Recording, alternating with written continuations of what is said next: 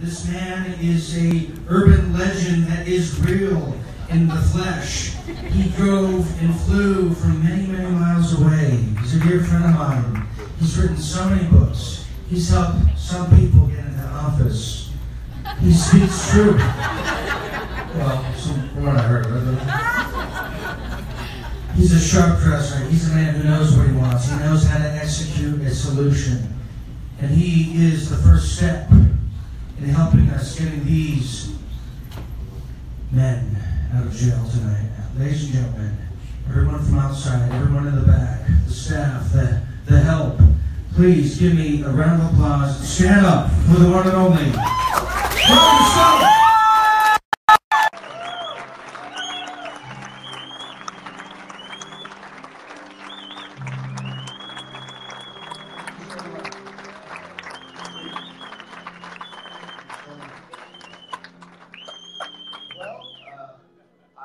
Delighted to be with you. And I'm here for one important reason.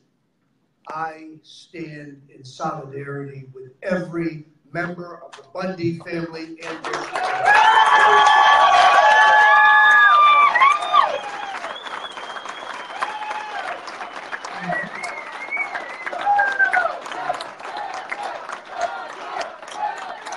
Where else can you come to see Adam Kokesh in a necktie?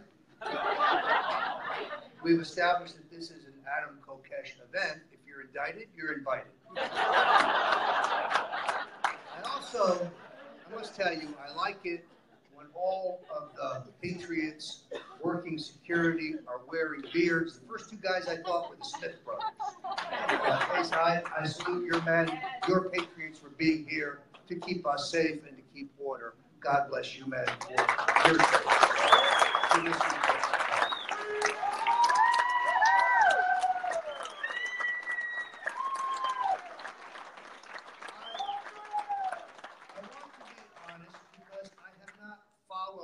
This case with the intensity that I might have. I've been busy the last year or so. But my friend Judge Andrew Napolitano forwarded me a number of articles about this case. And the more I read, the angrier I got. I also bring you not only warm regards, but the best wishes of my friend Alex Jones and Infowars. He wants you to know that he also stands in solidarity with every patient in this room. Now, when Dean Ryan first invited me to the event, I thought he said Bunny Ranch, not Bundy Ranch. So of course I said yes. But in all seriousness, our founding fathers said that the federal government was to be limited in power regarding land use within the states, and that the states themselves should have say over how land was used. This is crystal clear in the Federalist Papers. Over time, as if in slow motion, our enumerated constitutional rights have been eroded to the point of being unrecognizable. Militarized federal agencies are destroying families, livelihoods, and children's future. When the people legitimately gather to redress grievances, the federal mercenaries shoot to kill. We have allowed our public servants to become predators willing to kill and destroy to maintain their iron grip on power. Here we have the BLM, the EPA, the FBI threatening death, stealing land by fiat, slaughtering livestock, and laughing in our face about it. We have allowed our public servants to become modern-day robbers. And what of our friend, Mr. Pastilli? What of a journalist who is jailed only because he asks the tough questions? No, he was not wielding a weapon. He was wielding a microphone. It is a slippery slope when we jail journalists for revealing the corruption and the unconstitutional actions and the illegal actions of an oppressive federal government. Yes, the people are being abused. Land is being stolen. They've been physically trampled. And in the case of Lavoy Finicum, we know that they are murdered in cold blood by a guilty federal government. The wildlife refuge standoff could have been prevented if the FBI had not intervened in the republic form of government where the people petition their representatives with grievances to be addressed. Instead, they accelerated a cycle of violence that brought only death and dishonor to them and our country. I think it was John Kennedy who said, "Those who make peaceful revolution impossible make violent revolution inevitable." While the men of the Bundy clan and their supporters rot in prison, federal agencies have not given up trying to take everything from us. These men stood up for their God-given rights and the rights of their neighbors, and now we must stand up for them.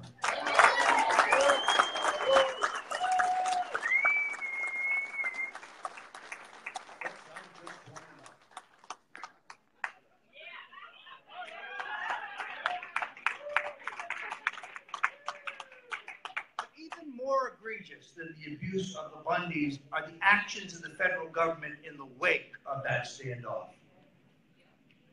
The actions of U.S. District Court Gloria Navarro are a disgrace for the judiciary. The judge is presiding over the retrial of 4 defendants charged with various crimes stemming from their participation in the Bunkerville standoff. Now, the first trial ended with a deadlocked jury. The judge has now eviscerated the defense's legal strategy, putting off limits a whole host of issues which could be used in their defense. They cannot argue the First Amendment. They cannot argue the Second Amendment. She strips them of any fair trial, and 17 men, 18 men are held without pretrial release when in this jurisdiction, thanks to her husband, people indicted for murder are allowed out on pre-trial release. These men have been denied due process guaranteed by the U.S. Constitution.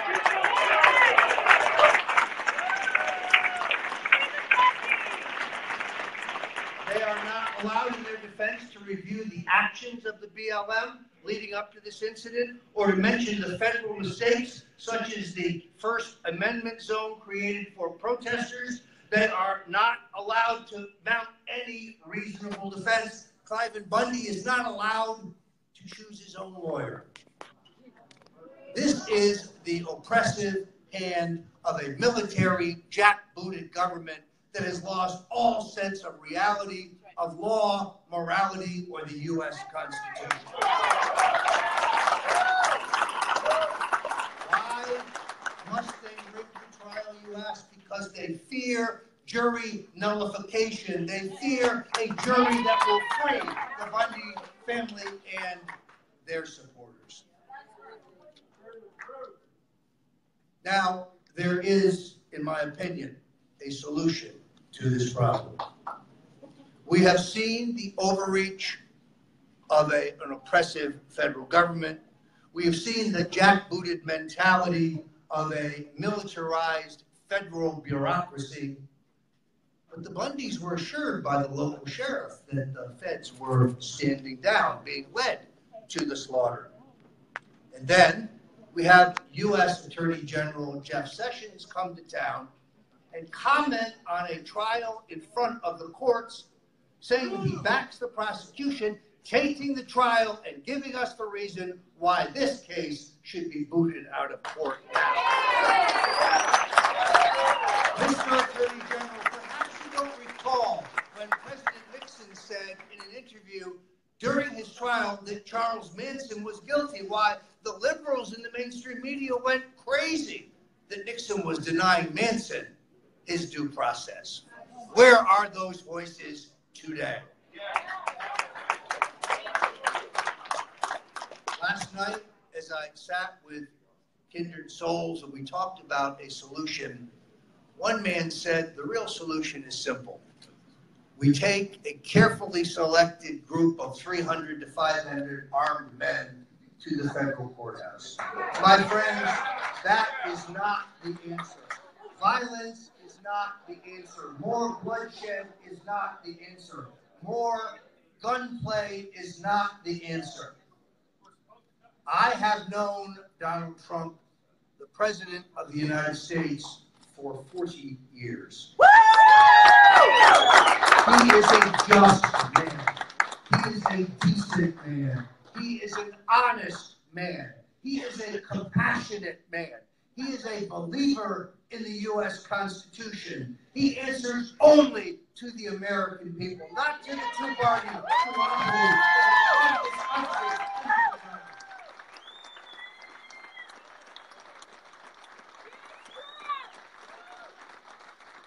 And therefore, I appeal to the President, review this case in the name of justice, in the name of mercy, in the name of fairness.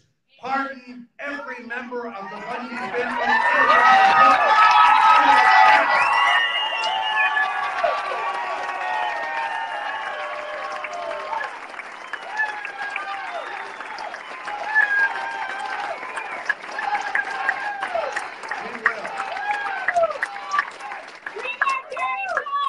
We will be posting a petition at Infowars.com and at StoneColdTruth.com to the President, urging him to review this case and, in the act of mercy and justice, pardon these patriots. Let's be clear. We will not be silenced. We will not be intimidated. We will not be censored. We will not go away, and we will not shut up. We are in this fight to the end.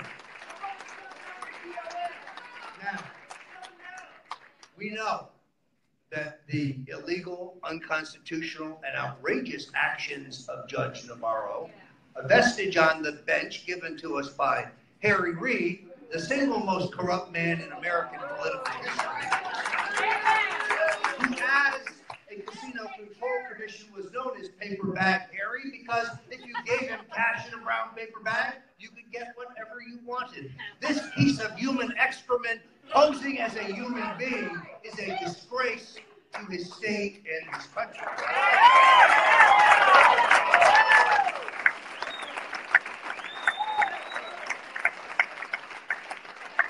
Judge Navarro does his dirty work today. That her husband is a prosecutor is another reason why this case has been tainted. Now, I have little question that a legitimate case could be made to overturn convictions of the Bundy men and their supporters in a kangaroo court, but it would go to the Ninth Circuit, one of the most liberal circuits in the country. And then, should we lose in the Ninth Circuit, it would be up to the United States Supreme Court as to whether or not they hear this case. The problem with that path is many of these brave patriots will die in jail waiting for justice. No, Mr. President, hear our cries. Pardon the Bundy family and their supporters today.